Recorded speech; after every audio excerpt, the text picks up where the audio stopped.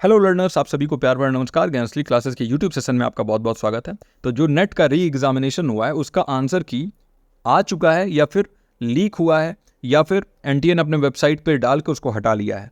तीन चीज़ें हैं और तीनों की प्रोबेबिलिटी क्या, देखिए वाकई में देखा जाए तो, और ये मैं 100% कन्फर्म आपसे कह सकता हूँ, एनटीए ने अपने वेबसाइट पर डाला हुआ था। रात में हमने वहीं से डाउनलोड किया है इसको और हम इसी कंफर्मेशन का वेट कर रहे थे कि क्या वो ऑफिशियल है कि नहीं। और सारे आंसर की मिलाने के बाद, सारे क्वेश्चंस को मैच करने के बाद यही पता चला है कि वो ऑफिशियल आंसर की है। उसी के बेसिस पे जो रिजल्ट है वो पब्लिश होने वाला है और रिजल्ट आपका बहुत जल्द आने वाला है।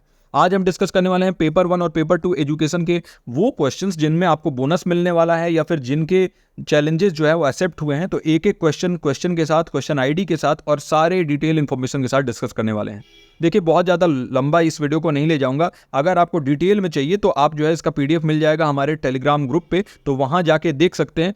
मैंने पूरा पीडीएफ दिया हुआ है जिसमें क्वेश्चन और उसका एक्सप्लेनेशन सारा दिया हुआ है। देखिए ये वाला आंसर की था जो एनटीए ने रात में रिलीज किया था और फिर तुरंत उन्होंने वेबसाइट से हटा लिया। चूंकि जो इसका लिंक है अभी भी एक्टिव है, लेकिन वो लिंक जो है ना वो एनोनिमस है। मतलब उसमें जब भी आप ये डॉक्यूमेंट खोल रहे हैं तो वहाँ पर एनोनिमस करके लिखा हुआ आ रहा है। मतलब वो बैकएंड में एक्टिव है, लेकिन अभी के लिए वो फ्रंट एंड से हटा दिया गया, यानी आपको दिखेगा नहीं वो वेबसाइट पे, लेकिन आप डाउनलोड अभी भी कर सकते हैं।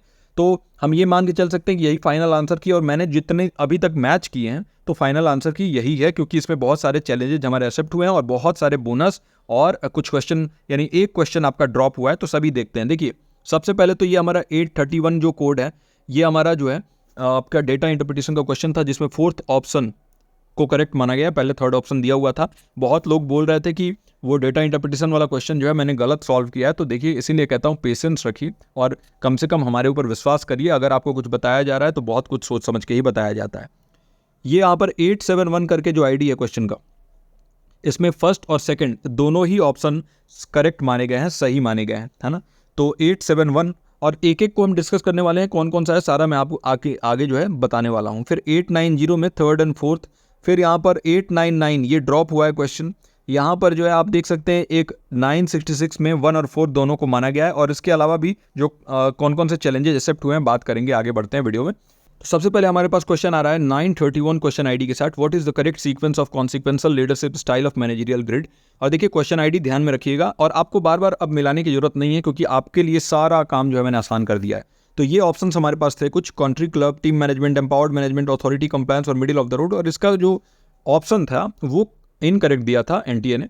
तो फोर्थ ऑप्शन इसका सही अब मान लिया गया है, पहले थर्ड ऑप्शन माना गया था। ये CADEB इसका करेक्ट सीक्वेंस होगा आपका। सबसे पहले आता है ये एम्पावर्ड नहीं होगा, इम्पावरिस्ट होगा। यहाँ पर देखिए इम्पावरिस्ट मैनेजमेंट, इसके बाद कंट्री क्लब, इसके बाद अथॉरिटी कंप्लायंस आता है, फिर मिडिल ऑफ द रोड और फिर टीम मैनेजमेंट, है ना। ज़्यादा वेस्ट नहीं करेंगे टाइम, आगे बढ़ते हैं। देखिए क्वेश्चन आईडी जो है 899 क्वेश्चन आईडी देखते हैं। नेगेटिव रीइंफोर्समेंट वाला क्वेश्चन है और इस क्वेश्चन को ड्रॉप कर दिया एनटीए ने, है ना।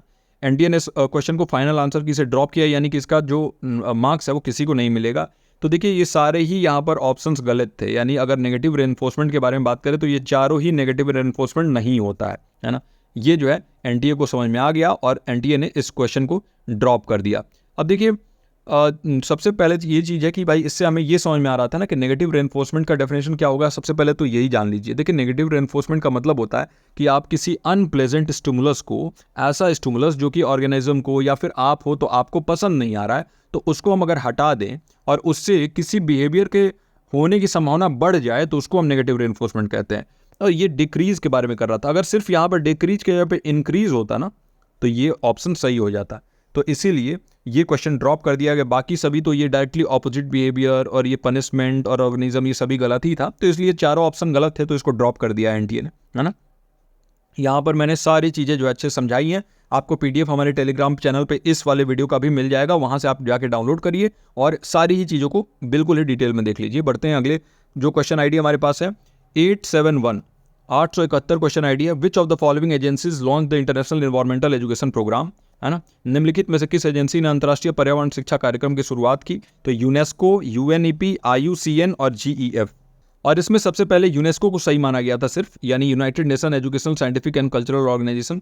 लेकिन अब ये दोनों ही ऑप्शंस यानी कि first and second UNESCO and UNP दोनों को मान लिया गया है और यही दोनों जो है इसके करेक्ट आंसर है। तो नए वाला जो आपका फाइनल आंसर किया है इसमें इन दोनों ही ऑप्शन को मान लिया गया। तो जिन्होंने भी इन दोनों ऑप्शन को सही लगाया होगा उनका ही सही होगा। ये मत सोचिएगा कि ये सभी को जो है बोनस मिलने वाला है, ये पर्टिकुलर ऑप्शन जिन्होंने चूज किया होगा उसका ही सही होने वाला है ना। तो ये होगा आपका यूनेस्को एंड यूएनईपी, है ना।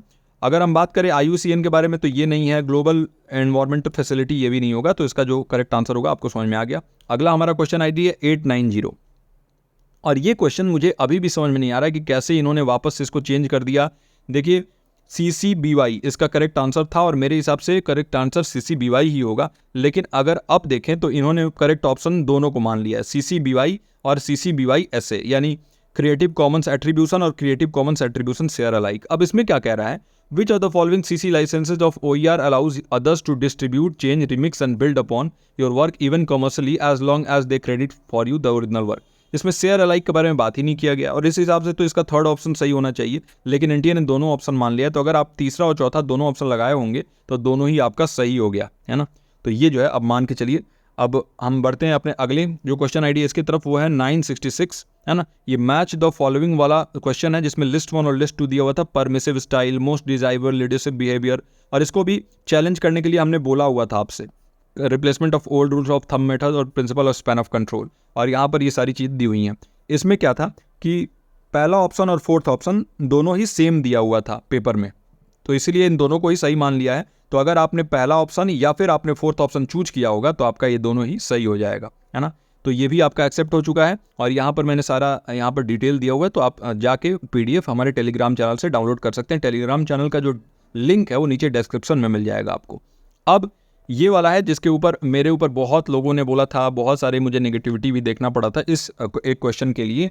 और यहाँ तक कि कुछ एजुकेटर्स ने तो सीधा कह दिया था कि पेपर 1 में कोई प्रॉब्लम ही नहीं है। लेकिन जैसे मैंने ये बताया तो उसके बाद उन्होंने भी अपना स्टांस चेंज किया और बहुत सारा नेगेटिविटी मेरे ऊपर आया। बहुत लोगों ने बोला कि इसका जो NTA ने सही आंसर दिया हुआ है, बट मैंने बोला कि नहीं 78 लाख इसका सही आंसर होगा और NTA ने वही एक्सेप्ट किया है। तो देखिए यही मैंने सेम टू सेम अपडेट किया था और यही मैंने चैलेंज करने के लिए NTA को भेजा भी था सॉल्व करके, और देखिए ये एक्सेप्ट हुआ है। क्वेश्चन ID आपका है 831 और देखिए यहाँ पर फॉर्मूला सारी चीज़ें करके मैंने, और ये सारी चीज़ें जो है करते income of store D in 2020 should be, और 78 लाख यहाँ पर लिखा है और फोर्थ ऑप्शन जो है इसका करेक्ट माना गया है और इसको जो है एक्सेप्ट कर लिया गया। तो ये भी आपका, अगर आपका 78 लाख आ रहा था तो ये क्वेश्चन भी आपका सही हो गया है। तो ये सारे ही क्वेश्चंस थे जिनको NTA ने एक्सेप्ट किया है। और देख लिया आपने कि एक तो क्वेश्चन ड्रॉप हुआ है और जिनका जिनका वो दो ऑप्शन वाला है, तो उसमें जिन्होंने भी उन दोनों ऑप्शंस में से कोई चूज किया होगा उनका वो सही हो जाएगा। तो आई होप कि ये वीडियो आपके लिए हेल्पफुल रहा हो, आपको पता चल गया हो कि कौन कौन से आपके क्वेश्चंस जो हैं वो एक्सेप्ट हुए हैं और कौन कौन से क्वेश्चन जो है वो ड्रॉप हुए हैं। तो चलिए मैं मिलता हूँ ऐसे ही एक इन्फॉर्मेटिव नए वीडियो के साथ। अगर आप हमारे बैचेस से जुड़ना चाहते हैं और आपको लग रहा है कि अपने प्रिपरेशन को और बेहतर बना के JRF को अचीव करना चाहते हैं, तो देखिए एक बार फिर से हम एडमिशन ओपन करने वाले हैं जैसे ही आपका रिजल्ट आएगा। और इसके बाद आप चाहेंगे तो आप ले सकते हैं हमारे जाके वीडियो सेक्शन में और देख सकते हैं कि क्वालिटी ऑफ कंटेंट क्या देता हूँ, या फिर आप डेली मेरा प्रैक्टिस सेशन देख लीजिए, आपको समझ में आ जाएगा कि किस हिसाब से हम जो है तैयारी करते हैं। तो चलिए इस वीडियो में यहीं तक, मैं मिलता हूँ आपसे अगले वीडियो में। टिल देन आप अपना और अपनों का ख्याल रखिए। नमस्कार।